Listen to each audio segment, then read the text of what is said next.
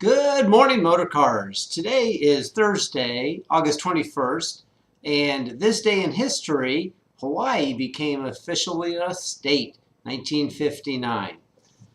Dirty Dancing with Patrick Swayze and Baby opened in 1987, and in 2004, Michael Phelps won his 8th gold medal. I'd like to talk today about something that's not really motor cars related, but it's personally related to our financial security. I'd like to ask a question to everybody, and you don't have to answer out loud, but how many people plan for their next vacation? I'm sure most of you do. The real question is, how many people plan for their retirement? How much money will it take you to live when it's time for you to retire? How much money will you receive from Social Security?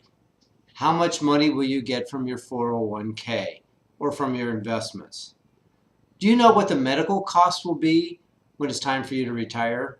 Do you know how much it would be for gas or for food or for just living expenses? To have financial security, there's a few steps that I'd recommend. Number one, invest in yourself. What I mean by that is make sure that you have the job skills, make sure you have the education, make sure that you have ways to increase your earning power. Number two, I think it's very important that you have insurance to protect yourselves and your loved ones. You need to have insurance for those big risks, such as major illness, disability, life insurance in the case of unforeseen early death. I think it's important to borrow sparingly. Don't go into debt on things that are not needs. Make sure that whenever you go into debt, it's for an absolute necessity. Things like a home, things like an education, and sometimes a car is a need. But the key is not to overspend. Remember the difference between a want and a need. The next item I'd like to recommend is to pay yourself first. Make a savings account your first bill that you pay every month. Either a 401k, a mutual fund, a savings account.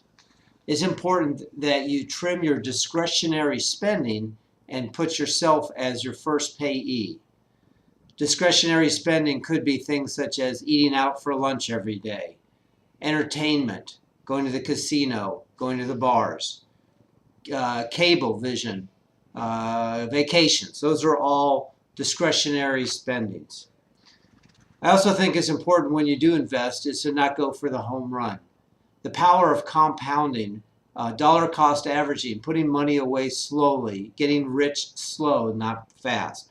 Don't go for that grand idea that, hey, I'm going to invest in rental property or I'm going to do this, thinking that you're going to make a quick hit and turn the property. It doesn't always work. The best way is to invest slowly and continuously.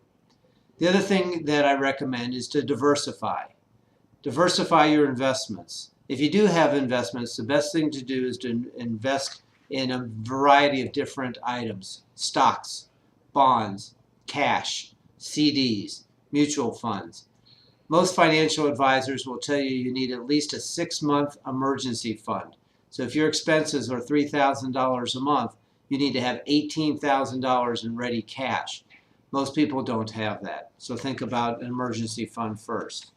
And my favorite is this quote, and it's live today simple so that you can live for a more comfortable tomorrow. What that means is you need to defer gratification today.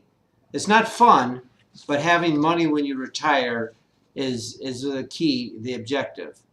Have a goal, have plans, and if you don't have goals, there's no way you'll get there. Some of my top tips are to start as soon as possible. The earlier you start, the more it will compound.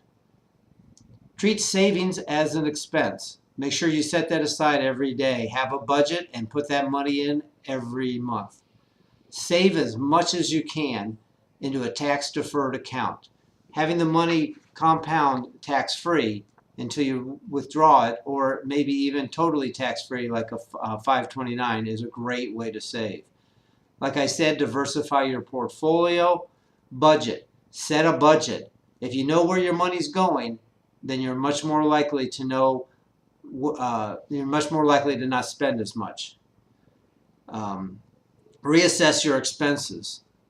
Reassess your portfolio. Keep looking and keep changing as times change in your life. Consider your spouse and your children. It takes more money to live with 2, 3, 4 people than it does with one. And I also recommend that you contact a professional financial planner, even if you don't think you have much money.